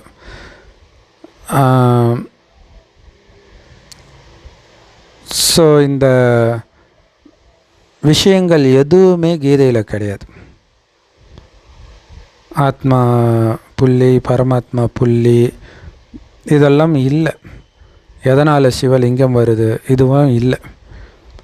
ஒரே ஒரு எஜமானர் தான் இதை புரிய வைக்கிறார். எப்படி இவ்வளோ சிறிய ஆத்மாவில் நடிப்பு பதிவாகி இருக்குது அப்படின்னு நீங்கள் இப்போ தெரிஞ்சுக்கிட்டீங்க. ஆத்மாவும் அழிவற்றதாகவும் இருக்குது, அதே மாதிரி அது நடிக்கக்கூடிய நடிப்பும் அழிவற்றதாக இருக்குது. பாருங்க எவ்வளோ அதிசயமாக இருக்குது இல்லையா? அந்த பாகமும் அழிவற்று பதிவாகி இருக்குது இல்லையா? இப்போ ஒரு சிடியில் ரெக்கார்ட் ஆனால் ஒரு டைமுக்கு அப்புறம் அது கரெக்ட் ஆகிடும். இது கரெக்டே ஆகிறதில்ல, அப்படியே துல்லியமாக நடக்குதுன்றது எவ்வளோ பெரிய அதிசயம், ஏற்கனவே நிச்சயிக்கப்பட்டதும் கூட. ஸோ இதை தெரிஞ்சுக்கிட்டால் ஏன் இப்படி பண்ணுறான்னு நீங்கள் சண்டை போட மாட்டீங்க. சண்டை போடுற வரைக்கும் இது ஏற்கனவே பதிவாகி இருக்குதுன்றது உங்கள் புத்தியில் பதியலை. இந்த ஞானம் உட்கார்லன்னு தான் அர்த்தம். இல்லைன்னா அமைதியாக அது அவங்க நடிப்பு நீங்கள் விலகி ஜாலியாக அப்படி நீங்கள் பார்த்துட்டிங்கனாலே நீங்கள் ஜெயிச்சிட்டிங்கன்னு அர்த்தம். பாபா சொல்கிறாங்க, இவை அனைத்துமே உருவாக்கப்பட்ட நாடகமாகும். அது மட்டும் சொல்லலை, உருவாக்கப்பட்ட உருவாகி கொண்டிருக்கின்ற அப்படின்னு சொல்கிறாங்க இல்லையா? அப்படிப்பட்ட நாடகம் இது. ஸோ நாடகத்தில் என்ன பதிவாகி இருக்குதோ அது கண்டிப்பாக நடக்கத்தான் செய்யும். இதை தெரிந்தால் நாம் ஐயோ இப்படி பண்ணியிருந்தால் ஒரு வேளை அது நடந்திருக்காதோ, இவனால் தான் இது நடந்துச்சோ, அவனால் தான் நடந்துச்சோ, ஒரு வேளை அவங்க இருந்தால் இப்படி நடக்காதோ. பதிவானது நடந்தே தீரும். இதை பற்றி கவலைப்படுறதுக்கு ஒன்றும் கிடையாது. அதுலேயும் நன்மை இருக்குது. அமைதியாக இரு, தானாக நன்மை வரும். ஏன்னா நீங்கள் யோசிப்பாங்க, சின்ன வயசுலேருந்து என்னென்னமோ நம்ம பல தடவை வந்து டென்ஷன் ஆகிருப்போம், இப்படி இருக்கக்கூடாது அப்படி இருக்கக்கூடாது. ஆனாலும் நீங்கள் என்ன நினச்சிருந்தாலும் நடந்தது தான் நடந்திருக்கும். ஆனால் எல்லாமே நன்மையில் தான் முடிஞ்சிருக்கு பாருங்கள். இனியும் அப்படி தான் நடக்க போகுது. என்ன அப்போ உங்களுக்கு தெரியாதனால கற்றுனீங்க, இப்போ தெரிஞ்சதுனால அமைதியாக இருக்கணும். அதனால தான் இங்கே கவலைப்படுறதுக்கு எதுவுமே கிடையாதுன்ட்டார். ஸோ இது மட்டும் ஞாபகம் இருக்கணும். நாடகத்தில் பதிவானது தான் நடக்கும். அவங்களுடைய நடிப்பு இது. அதை யாராலையும் பாபாவால் கூட மாற்ற முடியாது. அவரே சொல்கிறார், நாடகத்தில் இருந்தால் வரப்போகிறாங்க, நம்ம தர்மத்தை ஆத்மாவாக இருந்தால் வரப்போகிறாங்க, அவ்வளோதான் அவரே சொல்கிறார். இது எப்போ உங்களுக்கு ஞாபகம் இருக்குதோ, எப்போ எதை பற்றியும் கவலைப்படலையோ, அப்போ தான் அந்த நாடகத்தின் ஞானம் உங்கள் புத்தியில் நல்லா பதிவாக இருக்குது அப்படின்னு அர்த்தம். அதனால் என்ன நடந்தாலும் அழக்கூடாது. குழந்தைகளாகிய நீங்கள் இப்போது தங்களுக்கு தாங்களே உறுதிமொழி எடுத்துக்கொள்ள வேண்டும். இன்னார் இறந்துட்டாங்க, ஆத்மா சென்று வேறொரு சரீரம் எடுத்து ஆத்மா சென்று வேறொரு சரீரம் எடுத்தது. இறந்துட்டாங்க அப்படின்னா அவங்க இன்னொரு சரீரம் எடுத்துடுறாங்க இல்லையா? அதனால் அழுவதற்கு இப்போ என்ன அவசியம் இருக்குது? திரும்பி வர முடியாது தானே. கண்ணீர் வந்தால் தோல்வியுற்றதாகிவிடும். ஸோ எவ்வளோ பெரிய சூக்ஷ்மம் பார்த்தீங்களா? அழுதிங்கன்னா இழந்துடுவீங்கன்றார். எதுக்கெல்லாம் அழுவோன்னு யோசிச்சு பாருங்கள். அதெல்லாம் நம்ம வாழ்க்கையில் நடக்கும். அழாமல் இருக்கணும். அது எப்படி சாத்தியம்? பாபாவை தவிர எனக்கு யாருமே இல்லைன்னு நினைத்தால் யார் இறந்தாலும் நீங்கள் அழ மாட்டீங்க. என்ன துரோகம் நடந்தாலும் அழ மாட்டீங்க. ஏன்னா எதுவுமே உங்களது கிடையாது. உங்களதுன்னு ஒன்று நினச்சி அதை இன்னொருத்தர் அபகரிச்சாதானே துரோகம். அழுதிங்கன்னா எழுந்தீங்க. ஏன்னா அழுதிங்கன்னா அது பாபாவுதுன்னு இல்லாமல் உங்களுதுன்னு நினச்சிட்டிங்க. அப்படின்னா என்ன அர்த்தம்? பாபாவோட தான் உங்களுதுன்னு நினச்சிட்டிங்க. அது எவ்வளோ பெரிய பாவம் இல்லையா? ஸோ அதனால் பாபா சத்தியம் பண்ண சொல்கிறார், என்ன ஆனாலும் அழமாட்டேன்னு சத்தியம் பண்ணுங்க. அதுமாதிரி மற்றவங்களும் அவங்க போய் இன்னொரு உடம்பு எடுக்கிறாங்க, அதுக்கு கூட நீங்கள் எதுக்கு அழணும்? ஒன்று அவங்க உங்களுடையவங்க கிடையாது, இன்னொன்று அவங்க இன்னொரு உடம்பை எடுத்து நடிக்க தான் போகிறாங்க, எதுக்கு அழுவுறீங்க? அப்போ பாபாவை நம்பாமல் மனிதர்களை நம்பிட்டு இருந்தீங்க, அவங்க போனால் நான் என்ன பண்ணுவேன் அப்படின்னு அழுகிறீங்க, அப்படி தானே? இன்னொன்று நீங்கள் அழுகிறதுனால அவங்க வந்தால் பரவாயில்ல, வராததுக்கு எதுக்கு அழுது நேரத்தை வீணாக்குறீங்கன்றார். இது செம சூப்பர் இல்லை? இது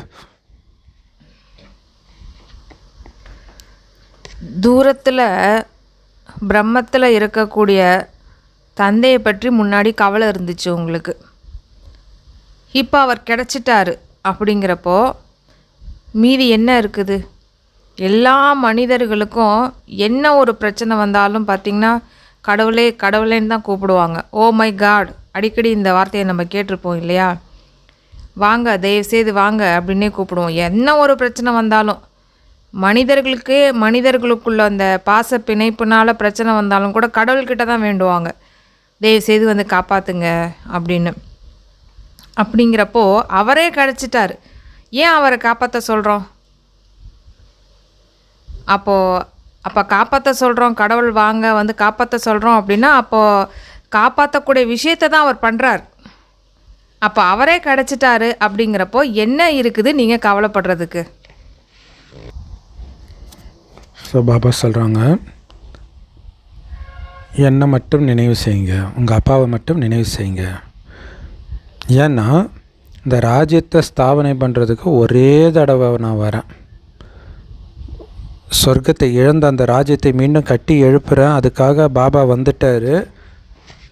மனிதர்கள் கிடையாது, நடக்குமா நடக்காதான்னு பயப்படுறது, கன்ஃபார்மாக நடக்கும்.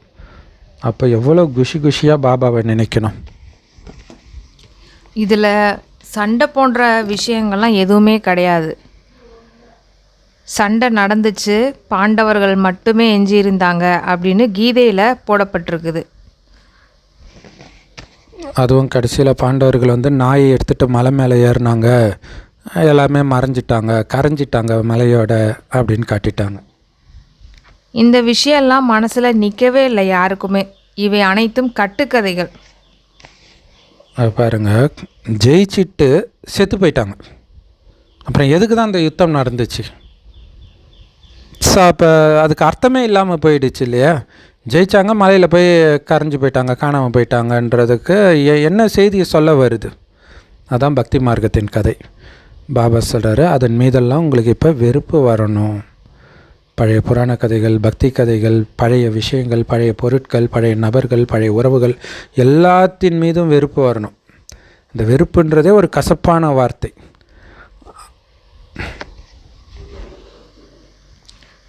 குழந்தைகளாகிய உங்களுக்கு இதன் மீது வைராக்கியம் இருக்க வேண்டும் அப்படின்னு பாபா சொல்கிறாங்க.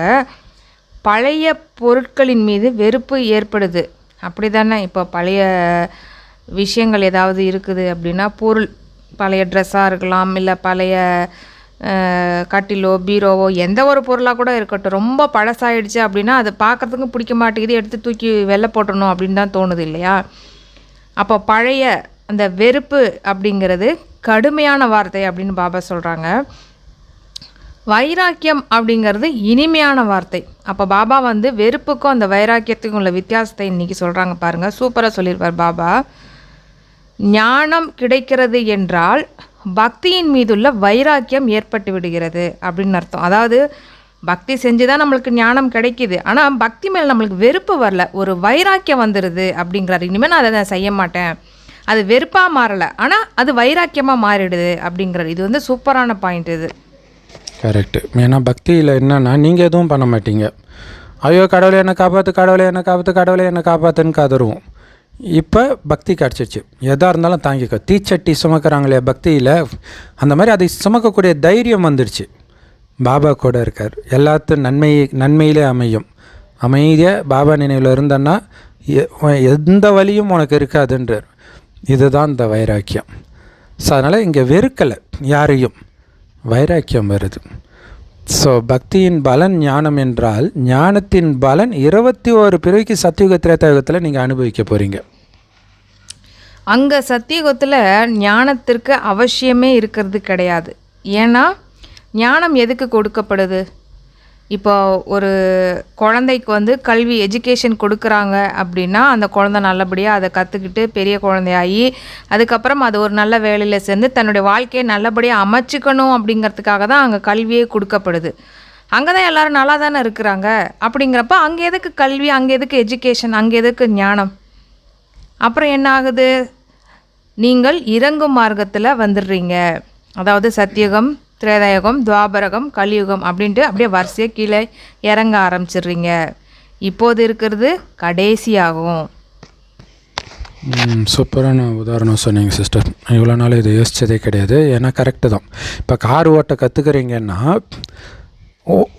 அவ்வளோதான். நீங்கள் இப்போ நல்லா ஓட்ட ஆரம்பிச்சிட்டிங்க, ஹைவேஸ்லேயும் பிச்சுட்டு போவீங்க. அப்புறம் எதுக்கு நீங்கள் போய் தனியாக போய் கற்றுக்கணும் மறுபடியும் டிரைவிங் கிளாஸில்? அந்த மாதிரி இது உண்மையில் வாழும் கலை. கரெக்டாக எப்படி வாழறதுன்னு கற்றுக் கொடுக்குறார். எப்படி பார்க்கணும், எப்படி பேசணும், எப்படி நடந்துக்கணும், எப்படி நினைக்கணும், எல்லாத்தையும் கற்றுக் கொடுத்துட்டார். ஸோ ஃபுல்லாக கற்றுக்கிட்டாச்சு. அதன்படி தான் நீங்கள் மட்டும் இல்லை, சுற்றி இருக்கிற எல்லாருமே நடந்துக்க போகிறாங்க. அதுக்கப்புறம் இந்த ஞானம் கிடையாது, இல்லை, தேவையில்லை இல்லையா? ஸோ இந்த ஞானம் 2500 வருஷம் தாங்க போகுது. அதுக்கப்புறம்தான் அந்த ஞானம் உங்கள் புத்தியை விட்டு விலகும்போது பாவத்தில் இறங்கி வந்துடுறீங்க. இப்போ முடிஞ்சிச்சு. இதுக்கு மேலே இறங்குறதுக்கு எதுவும் கிடையாது. இப்போ ஏற வேண்டியதான் இல்லை? படிக்கட்டு அப்படியே இறங்கி இறங்கி கடைசி படிக்கட்டு கீழே வந்தாச்சு. ஃப்ளோருக்கு இனிமேல்ட்டு இறங்குறதுக்கு என்ன இருக்குது? ஏறிடுங்க. ஏன்னா மேலேருந்து இப்போ ஆரம்பிக்க போகுது. அதுக்கு முன்னாடி ஏறிக்கிறவன் புத்திசாலி, இந்த நேரத்தில் இறங்குறதே பிடிச்சிருக்குதுன்னு நினைக்கிறவன் முட்டாள். ஸோ அதனால் பாபா சொல்கிறாங்க, இந்த பழைய உலகத்தின் மீது வெறுப்பு வரணும். எல்லாரும் அனுபவிச்சுட்டு இருக்காங்க, நானும் ஜாலியாக இருக்கிறேன்னா முட்டாளுன்ற இல்லையா? நீ நாராயணன் சொர்க்க பதவியை நான் கொடுக்குறேன், கலியுக குப்பையில் எதுக்கு நீ விளையாண்டுட்டு இருக்கிற? வைராக்கியம் கொல் அப்படின்னு பாபா சொல்கிறேன். அதாவது பாபா வந்து வெறுப்புன்னு நம்ம சொல்கிறத விட வைராக்கியம் அப்படின்னே நம்ம சொல்லிக்கலாம்னு நினைக்கிறேன். ஏன் அப்படின்னா வெறுப்பு வந்துருச்சு அப்படின்னா நமக்கு ஒரு விதமான சலிப்பு வந்துடும். நமக்கு வைராக்கியம் அப்படிங்கிறது அந்த புத்தி வந்து அது பக்கத்து போகாமல் இருக்கிறது, அவ்வளோதான். இப்போ பக்தி எல்லாருமே செய்கிறாங்க, ஆனால் நம்ம அதை ஒன்றும் செய்ய போகிறது கிடையாது, அதை ஒன்றும் எதிர்க்க போகிறதும் கிடையாது, வெறுப்பு கொள்றதும் கிடையாது. ஜஸ்ட்டு நம்ம வேடிக்கை பார்க்குறோம், அவ்வளோதான். அந்த மாதிரி இங்கே இருக்கிற எல்லா விஷயங்களுமே நம்ம வந்து ஜஸ்ட்டு வேடிக்கை பார்க்க போகிறோம், அவ்வளோதானே தவிர மற்றபடி புத்தியெல்லாம் வந்து பாபா கிட்ட தான் இருக்கணும் அப்படிங்கிறார். மற்றபடி மனிதர்கள் மேலே புத்தியோ இல்லை பொருட்கள் மேலே உள்ள புத்தியோ அங்கே போயிடக்கூடாது. அதையும் நம்ம வந்து நம்ம புரிஞ்சுக்கணும். நம்ம சூப்பர் சிஸ்டர், கரெக்டாக சொன்னீங்க. ஏன்னா இப்போ வந்து சாது சன்னியாசிகள் பெண்களை வெறுப்பாங்க, ஆனால் வெறுக்கிறதுனால தான் குடும்பத்தை விட்டு போகிறாங்க. நம்ம வெறுக்கலை, வைராக்கியம். உடம்புல கண்ணு போகாமல் ஆத்மாவை மட்டும்தான்டா பார்ப்பேன்னு வைராக்கியம் வைக்கிறீங்க. ஏன்னா அங்கே கணவன் மனைவி ஒன்றா தான் இருக்க போகிறோம், அங்கே ஒன்றும் காட்டுக்கு போகிறது கிடையாது. அப்போ வைராக்கியம் வர்றது இதுவே உங்களுடைய பழக்கமாகிறதுனால அந்த அழகு உங்களை அங்கே டிஸ்டர்ப் பண்ணாது, பற்று டிஸ்டர்ப் பண்ணாது, கோபம் வராது, எதுவுமே வராது. ஸோ இப்போ இருக்கிற வைராக்கியத்தினால தான் அனைத்தையும் நீங்கள் அடையிறீங்க. சூத்திரன்லேருந்து பிராமணன் ஆகி இருக்கிறீங்க வைராக்கியத்தின் மூலமாக. இந்த பிராமணர்கள் தான் பிறகு தேவதைகளாகவும் மாறுவீங்க. மற்ற மனிதர்கள் எல்லாம் இந்த விஷயங்களை பற்றி என்ன தெரிஞ்சிருக்கிறாங்க? ஒன்றுமே அவங்களுக்கு தெரியாது இல்லையா? விராட ரூப சித்திரத்தை உருவாக்குறாங்க, அதில் வந்து உச்சி குடுமி இருக்குது. ஆனால் அந்த உச்சி குடுமிக்கு மேலே சிவன் இல்லை. உச்சி குடுமியே இல்லை, உச்சி குடுமி பிராமணர்கள். ஓ, அப்புறம் பாபா சொல்கிறாங்க தேவதை, சத்திரியர், வைஷ்யர், சூத்திரர் என்று சொல்லிடுறாங்க. 4 வர்ணம். ஆனால் நம்ம பிராமண வர்ணம்னு சொல்கிறாங்க, அது எப்படி வந்துச்சுன்னு தெரில. ஆக்சுவலாக விராட ரூபத்தில் பிராமணன் இருக்காது. தலையிலேருந்து தேவதை, நெஞ்சிலேருந்து வைஷ்யன், சாரி சத்திரியன், நெஞ்சில் அதாவது ஆமாம் வயிற்றில் வைசியன், காலில் சூத்திரன் காட்டியிருப்பாங்க. ஸோ ஆக்சுவலாக வந்து தலையிலேருந்து தேவதை, ஆனால் அவங்க பிராமணன் சொல்லிட்டாங்க. பிராமணன் தலைக்கும் மேலே உச்சி குடுமி. அப்போ விஷ்ணுவோடைய தலையில் இருந்து சொன்னாங்க, விஷ்ணுவுக்கு குடுமி காட்ட மாட்டாங்க இல்லையா? ஸோ அந்த குடுமி பிராமணனும் இல்லை, அந்த பிராமணனை உருவாக்கிய சிவபாபாவும் இல்லை. ஒரு விதத்தில் பார்த்திங்கன்னா கோயில் கோபுரமே மகாவிஷ்ணு தான், அந்த விராட ரூபம் தான். அதுக்கு மேலே உச்சி குடுமி தான் கலசம். அந்த கலசத்துக்கு தான் அபிஷேகம் பண்ணுறாங்க. அப்போ பூஜைக்கு தகுந்ததாக மாறுறது அந்த கலசம். அது எப்போ நடக்குது? 12 வருஷத்துக்கு ஒரு முறை, 5000 வருஷத்துக்கு ஒரு முறை நடக்கிறது. செம சூப்பராக இருக்குது பாருங்கள். ஸோ அதனால் அவங்களுக்கு தெரியல சூத்திரர்களை யார் தேவதை ஆக்குனாங்க, எப்படி ஆக்குனாங்கன்னு அவங்களுக்கு தெரியல. இப்போ பிரதர் இந்த விஷயங்கள்லாம் பார்க்கும்போது அவங்களுக்கு தெரியாமல் தான் பண்ணுறாங்க. ஆனாலும் கூட எவ்வளோ ஒரு அழகாக இருக்குது பாருங்கள்.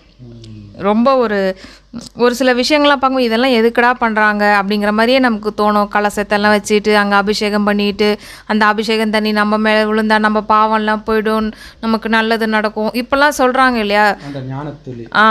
அதை வந்து நம்ம இன்னொரு விதத்தில் சிந்திக்கும் போது என்னடா தண்ணி பட்டால் நம்மளோட பாவம் போயிடுமா அப்போல்லாம் சிந்திக்க தோணும். அப்போது இது ஒரு விதத்தில் வந்து கரெக்டாகவும் இருக்குது, இன்னொரு விதத்தில் தப்பாகவும் இருக்குது. நாடகமே எவ்வளோ ஒரு சூப்பராக ஒரு அதிசயமாக இருக்குது பாருங்கள். அதனால தான் எல்லாம் குழம்பிக்கிறாங்க, ஒன்றுமே புரியல. என்னடா தண்ணி பட்டால் பாவம் போகாது, இன்னொரு இது தண்ணி பட்டால் பாவம் போகும். ரெண்டு விதமான ஒரு மென்டாலிட்டி இங்கே இருக்குது. தண்ணி பட்டால் பாவம் போகாதுன்னு சொல்கிறது நாஸ்திகர்கள், தண்ணி பட்டால் பாவம் போகும்னு சொல்கிறது பக்தர்கள். இப்போ பாபா வந்து ரெண்டுமே புரிய வச்சுறாரு, எது உண்மை எது தப்பு அப்படிங்கிறத. உண்மையிலே இந்த ஞானம் கிடைக்கிறதுக்கு நம்ம கொடுத்து வச்சுருக்கணும். ஏன்னா இது கடைசி வரைக்கும் புரியாமலே போயிடும், இதெல்லாம் தெரியல அப்படின்னு. அதனால தான் பாபா சொல்கிறாரு, புத்திசாலி குழந்தைங்க நீங்கள் தான் அப்படிங்கிறாரு. பகுத்தறிவுன்னு எல்லாரும் சொல்லிகிட்டு இருக்காங்க இல்லையா. சூப்பருங்க பிரதர். அதையும் பாபா சொல்லிடுறாரு, நீங்களே முடிவு பண்ணுங்க, நான் சொல்கிறது ரைட்டா அவங்க சொல்கிறது ரைட்டான்னு அவரும் அதையும் கேட்டுடுறாரு. ஸோ பாபா சொல்கிறாங்க, நீங்கள் தேவதைகளாக இருக்கும்போது எவ்வளோ பணக்காரர்களாக இருந்தீங்க தெரியுமா, எங்கே போச்சு அந்த காசெல்லாம்? இப்போ தலை வணங்கி தலை அவர்களுடைய பாதத்தில் விழுந்து தங்களுடைய பணத்தை இழந்தீர்கள், இது வந்து நேற்றைய விஷயம் அல்லவா அப்படின்ட்டு பாபா கேட்குறாங்க. அவன் தலையை வழுக்கை ஆயிடுச்சுன்றார், அவங்க காலில் விழுந்தே தலை வழுக்கை ஆயிடுச்சுன்றார். ஸோ நான் உங்களை தேவதைகளாக ஆக்கிட்டு போனேன், இப்போ என்னவா ஆகிட்டீங்க பாருங்கள். ராஜாபிஷேகம் பண்ணிட்டு போனால் எல்லாத்தையும் இழந்துட்டு வந்து நிற்கிறோம், மறுபடியும் வந்து ராஜாபிஷேகம் பண்ணுறது, இதுதான் பாபாவுடைய வேலையே. நல்லது. அற்புதமான முரளி கொடுத்த அன்பான பாப்தாதாவுக்கு அன்பு நினைவுகள் மற்றும் காலை வணக்கம். மற்றவர்களை பற்றிய சிந்தனையின் வீண் பேச்சுக்களின் மூலம் சூழ்நிலையை கெடுக்கக்கூடாது. நம்ம தனிமையில் அமர்ந்து உண்மையிலும் உண்மையான பிரியதர்ஷனாக ஆகி நம்முடைய பிரியதர்ஷனை ரொம்ப அன்பாக நினைக்கணும். இன்றைக்கி முரளியில் ரொம்ப முக்கியமான பாயிண்ட் இது தான் இல்லையா. பேசி வாயுமண்டலத்தை கெடுக்குறீங்கன்னு புரிஞ்சுக்கோங்கன்றார். பேசினாலும் சரி, வீண் விஷயத்தை நினச்சாலும் சரி. ஸோ பாபா நினைக்க அவர் கூட பேச வாயுமண்டலம் சக்திசாலி ஆகுது. சத்தியம் பண்ணுங்கள் உங்களுக்கு நீங்களே, என்ன நடந்தாலும் அழமாட்டேன் பாபா. இது பாருங்களா, ரஜினி படத்தில் இந்த ஞானம் வெளிப்பட்டிருக்கு, எஜமான் படத்தில் இப்படி வரும். யார் அது ஆக்சுவலாக அவங்கள ஹீரோயின் அழக்கூடாதுன்னு சொல்லுவார்னு நினைக்கிறேன். ஸோ இங்கே பாபாவுக்கு நம்ம தானே ஹீரோயின்னு, அதான் பாபா சொல்கிறார் அழக்கூடாது அப்படின்ட்டு. அதாவது ஒரு மனைவி கண்ணில் இருந்து தண்ணி வர வைக்கிறோம், ஒரு ஆம்பளை கிடையாது, கணவன் கிடையாதுன்னு ரஜினி சொல்லுவார்னு நினைக்கிறேன் அதில். ஸோ அப்போ கடவுளை கணவனாக கொண்டவர்கள் அழுதால் யாருக்கு அசிங்கம்? சூப்பர்ல, லவ் யூ பாபா. கடவுளுடைய பார்வதி அழுதா அது நல்லாவா இருக்கும்? ஸோ அதனால் என்ன ஆனாலும் நான் அழமாட்டேன் பாபான்னு சத்தியம் பண்ணுங்க. அதுக்கான பாயிண்ட்டையும் வேறு சேர்த்தே கொடுத்துட்றாரு. முன்னாடி நம்ம படித்த முரளியில் பார்த்தோம், நடந்ததே தான் திருப்பி நடக்க போகுது. இது ஏற்கனவே உருவான நாடகம்.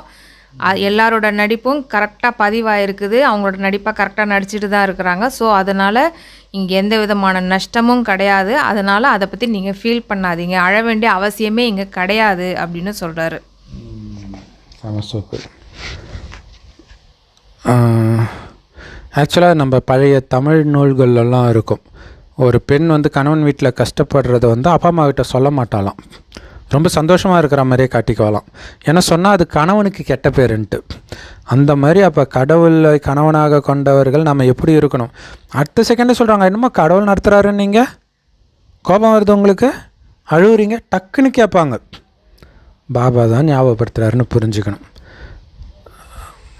ஸோ நல்ல சேவாதாரி குழந்தைங்க, பாபா வழிப்படி நடந்து பாபா இதே சிம்மாசனத்தில் உட்காந்துட்டு இருக்கிற குழந்தைங்களுடைய தொடர்பில் மட்டும்தான் நீங்கள் எப்போவுமே இருக்கணும்.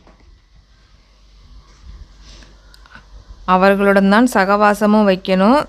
தங்களுடைய குறிப்பேடு அதை ரிஜிஸ்டர் அதை நல்லா வச்சுக்கணும். நடந்ததே தான் நடக்கும் அப்படிங்கிறதுக்காக அப்படியே விட்டுட்டு இருக்கக்கூடாது. முயற்சியும் செய்யணும் நம்ம. அதுவும் பாபா சொல்கிற வழியில் ஸ்ரீமத் படி நடக்கணும். அதையும் நம்ம ஞாபகத்தில் வச்சுக்கணும் நம்ம. ஏன்னா இதில் மார்க்கும் வந்துடக்கூடாது. நடத்தை அவ்வளோ பக்காவாக இருக்கணும். ஏன்னா கான்டாக்ட் சர்டிஃபிகேட் இது இல்லையா, படிப்பு இல்லையா. ஸோ அதனால் ஒரு சின்ன கரும்புள்ளி கூட வராத மாதிரி பக்காவாக வச்சுருக்கணும். ஏன்னா அவங்க அப்படியே பயப்படுவாங்க. கான்டாக்டில் கை வச்சிட்டாங்கன்னா ஸ்கூலில் சேர்க்க மாட்டாங்க அப்படிலாம் சொல்லுவாங்க. அப்புறம் வெளில வந்து கூட ஏதோ போலீஸ் கேஸ்லாம் ஆச்சுன்னா கவர்மெண்ட் எக்ஸாமோ எதுவுமே எழுத முடியாது. இந்த மாதிரி பல பிரச்சனை இருக்குது. இங்கே சொர்க்கத்துக்குள்ளே நுழைய முடியாமல் போயிடும். ரொம்ப எச்சரிக்கையாக இருக்கணுன்றார் பாபா. வரதானம் சக்திசாலியான உள்ளுணர்வு மூலமாக மன சேவை செய்யக்கூடிய உலகிற்கே நன்மை செய்பவர் ஆகுங்கள். செம்ம பவர்ஃபுல்லான வரதானம். பாபா சொல்கிறாங்க, நீங்கள் உலகத்துக்கே சரியான பாதையை காட்டணும். ஏன்னா மனிதர்களுக்கு விரக்தியில் இருக்கிறாங்க. எது சரியான பாதைன்னே தெரியல, எது சரி எது தப்புன்னு தெரியல, எல்லாம் இதே தான். எந்த மதத்தினருக்கு சொன்னாலும் நீங்கள் சொல்கிறது குழப்பமாக இருக்குது, எதை நம்புறதுனே தெரியலன்னு சொல்லுவாங்க. அப்போ எப்படி இதான் உண்மைன்னு நீங்கள் சொல்ல முடியும்? நீங்களே லைட் ஹவுஸாக மைட் ஹவுஸாக மாறி சொல்லும்பொழுது தான் தெரியும். இல்லை நீங்கள் என்ன சொல்கிறீங்களோ அதுவாகவே நீங்கள் இருக்கணும். பாபா மாதிரியே இருக்கணும். லைட் ஹவுஸ் மைட் ஹவுஸ் அந்த சக்தி நிரம்பியவர்களாக இருக்கணும். அப்போ அதை பார்க்கும்பொழுது அவங்களுக்கு தெரியணும். எந்த ஒரு ஆத்மாவை பார்த்தாலும் நம்ம ரோட்டில் நடந்து போகலாம், இல்லை ஆஃபீஸுக்கு போகலாம், இல்லை வீட்டில் இருந்தாலும் சரி, ஓகே.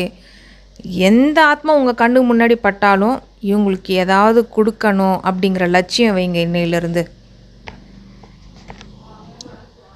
நீங்கள் முக்தி கொடுத்தாலும் சரி, ஜீவன் முக்தி கொடுத்தாலும் சரி, தாராளமாக கொடுத்துக்கிட்டே இருங்கன்றார். மகாதானி அப்படின்னு இடைவிடாமல் கொடுக்கறது. வரங்களையும் கொடுத்துக்கிட்டே இருங்க. சுபபாவனை வச்சுக்கிட்டே இருங்க. அதுக்கு தான் ஆத்மா மட்டும் தெரியணுன்றாரு இல்லையா. இல்லாட்டினா இவன் எதிரியாச்சு, இவன் எனக்கு இது பண்ணனே இதான் ஞாபகம் வரும். உடம்பை பார்த்தீங்கன்னா உடம்பே தெரியக்கூடாது, அந்த ஆத்மா மட்டும்தான் தெரியணும். இல்லை அந்த புருவமத்தில் அந்த அளவுக்கு அந்த கண்ணு கூட உங்களுக்கு தெரியக்கூடாது. ஜென்ரலாக கண்ணை பார்த்து தான் பேசுவாங்க, கண்ணு தான் பிடிச்சி இழுக்கணும்லாம் சொல்லுவாங்க இல்லையா. அது கூட தெரியக்கூடாது, புருவ மத்தியில் மட்டும் இருக்கணும். அப்போ தான் நீங்கள் முக்தி, அந்த ஆத்மா போகணும், பாவம் கஷ்டப்பட்டுட்டு இருக்குது, அது மயக்கம் தெளியணும், மேலே போகணும். இந்த எண்ணம் தொடர்ந்து வந்துக்கிட்டே இருக்கணும். அதுதான் வரங்களை வழங்கும் வள்ளலாகுங்கள், மகாதானியாகுங்கள், கொடுத்துக்கிட்டே இருங்கன்றார். இப்போ எல்லாருமே அவங்கவுங்க இடத்துல சேவை செஞ்சுக்கிட்டு இருக்கிறாங்க. ஆனால் ஒரே இடத்தில் இருந்து கொண்டே மனசக்தியின் மூலமாக, அதாவது மனச சேவை மூலமாக, வாயுமண்டலம் அதாவது வைப்ரேஷன் மூலம் உலக சேவையும் செய்யுங்க. ஒரே இடத்துல இருந்துக்கிட்டே இந்த மாதிரி சொற்பொழிவாட்டுறாங்க இல்லையா, ஒரு இடத்துல இருந்து எல்லாத்துக்குமே ஞானத்தை சொல்கிறாங்க. அது மட்டும் இல்லாமல் அதே இடத்துல இருந்துக்கிட்டே உலகத்துக்கே மனசா சேவையின் மூலமா சக்தி கொடுங்க அப்படின்ட்டு பாபா சொல்கிறாங்க. சூப்பரில் நிறைய பேர் இங்கே பண்ண முடியல சேவை, அங்கே பண்ண முடியல சேவை. பாபா சொல்கிறார், மனசா சேவை நீ பண்ண, இங்கேருந்து அமெரிக்காவுக்கு பண்ண முடியும், பாலஸ்தீனுக்கு. இப்போ பாலஸ்தீனுக்கு இதுதான் முக்கியமான விஷயம். ஏன்னா நிறைய பேருக்கு தோணும், பாலஸ்தீன மக்களுக்கு எப்படி ஞானம் கிடைக்கும், உக்ரைனில் இருக்கிற மக்களுக்கு எப்படி ஞானம் கிடைக்கும், அந்த மொழியெல்லாம் நமக்கு தெரியாது. கரெக்டு. ஆக்சுவலாக உக்ரைனில் பாபா சென்டர்லாம் இருந்துச்சு. சரி, இப்போ நம்ம கொடுக்குற சக்தி இருக்குது பார்த்திங்களா, அந்த கருணை, அது இறக்குற ஆத்மாவை இங்கே பிறக்க வைக்கும், இங்கே வர வைக்கும். உலக அழிவாக இருந்தாலும் அது ஆவியாகவாவது இங்கே வரும். உங்களுடைய கருணை அதுக்கு அது தயாராகியும் வரும். மனதின் மூலமாக அந்த ஆத்மாக்கு ஞானம் கிடைக்கணும், முக்தி கிடைக்கணும், இனி கஷ்டப்படக்கூடாது, அந்த சுபபாவனை கொடுத்துக்கிட்டே இருங்க ஒரே இடத்துல இருந்துன்றார். அந்த அளவிற்கு நீங்கள் என்ன பண்ணணும் அப்படின்னா, சக்திசாலியான உள்ளுணர்வை நீங்கள் தான் உருவாக்கணும். அதன் மூலம் என்ன ஆகும் அப்படின்னா வாயுமண்டலம் அந்த மாதிரி சக்திசாலியாக உருவாகும். அப்பொழுது தான் உங்களை என்னன்னு சொல்லலாம் அப்படின்னா உலகிற்கே நன்மை செய்யும் ஆத்மா அப்படின்னு சொல்ல முடியும். ஏன்னா இப்போது ஒரு இடத்துலேருந்து இப்போது தமிழ் பேசுகிறாங்க அப்படின்னா தமிழ் பேச தெரிஞ்ச ஆத்மாக்கள் தான் தமிழ் மக்களுக்கு ஞானம் கொடுப்பாங்க. அது மாதிரி ஒவ்வொரு மொழிக்குமே நம்ம சொல்லிக்கலாம். பாபா என்ன சொல்கிறாரு, நீங்கள் விஸ்வ மகாராஜா மகாராணி அப்படிங்கிறார். விஸ்வத்துக்கே மகாராஜா மகாராணி ஆகுறீங்க அப்படின்னா அப்போ விஸ்வத்துக்கே நீங்கள் நல்லது செய்யணுமே. அப்போது இந்த ஞானத்தை வாய் மூலமாக சொல்கிறோம் அப்படின்னா ஒரு குறிப்பிட்ட நபருக்கு தான் போய் சேரும், அவ்வளோதான். ஆனால் உலகத்துக்கே நீங்கள் மனசு அந்த சக்தியின் மூலமாக நீங்கள் வைப்ரேஷன் மூலமாக செஞ்சீங்க அப்படின்னா எல்லா மக்களுக்குமே அந்த உணர்வு போய் சேரும் இல்லையா? அப்போ நீங்கள் உலகத்திற்கே நன்மை செய்யக்கூடிய ஆத்மாவாக மாறிடுறீங்க இல்லையா? அதைத்தான் பாபாவும் சொல்கிறாங்க. கரெக்டு. அதுக்கு மெயினாக என்ன பண்ணணும், எல்லைக்குட்பட்ட எல்லாத்துலேருந்தும் புத்தி விலகணும். எல்லைக்குட்பட்ட விஷயத்துலேருந்து புத்தி விலகினாலே நீங்கள் சக்திசாலி ஆகிடுவீங்க. சுபமான எண்ணம் மட்டும் இருக்கும். அதுக்கு தான் பாபா சூப்பராக ஒரு அவிக்த முறையில் சொல்லியிருப்பார்.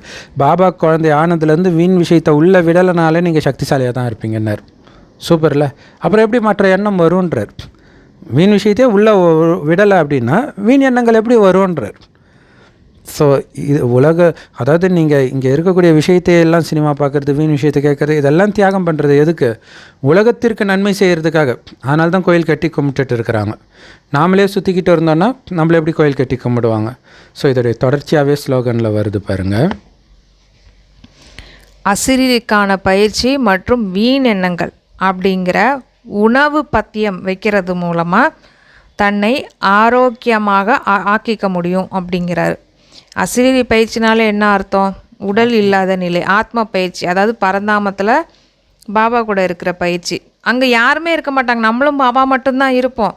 அப்படிங்கிறப்போ ஆத்மா அப்படின்னா ஆத்மாவுடைய சுயமரியாதையும் பாபாவுடைய தொழில் தான் உங்களுக்கு ஞாபகம் வரப்போகுது.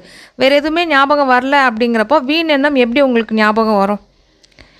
அப்போது அதை தான் பாபா சொல்கிறாங்க, அந்த வீண் எண்ணங்கள் வராமல் இருக்கிறதுக்கு பத்தியம் இருங்க அப்படிங்கிறார். அதாவது பத்தியம் அப்படின்னா வெறும் அசிரீரி பயிற்சி மட்டும் பண்ணிக்கிட்டே இருங்க, வீண் எண்ணத்தை விடவே விடாதீங்க. நேற்று பாபா அதே ஸ்லோகனில் சொல்லியிருந்தாங்க, வீண் எண்ணங்கள் அப்படிங்கிற கெட்ட சாப்பாடை சாப்பிடாதீங்க அப்படிங்கிறார்.